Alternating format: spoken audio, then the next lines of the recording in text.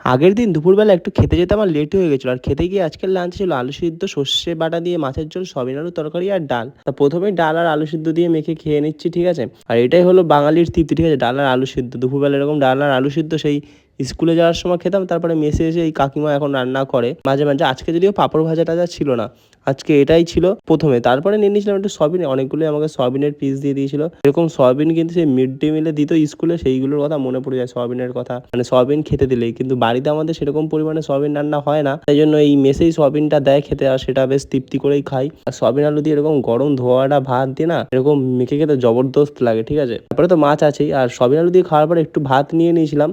তারপরে সর্ষে বাটা দিয়ে এই কাতলা মাছের ঝোলটা মাখিয়ে নিলাম।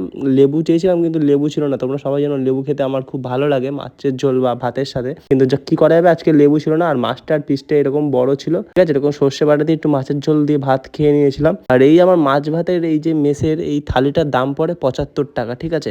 আর খাবারগুলো সত্যি খুব ভালো হয়েছিল। আর লাস্ট পাতে ছিল চালতা আর চাটনি, যেটা তো খেতে সত্যি খুব অসাধারণ হয়েছিল। আর হ্যাঁ, আমার মেসের খাওয়া দাওয়ার ভিডিও যদি তোমাদের ভালো লাগে অবশ্যই কমেন্ট করে জানিও, আর লাইক করে দিও একটা, ঠিক আছে। চলো টাটা।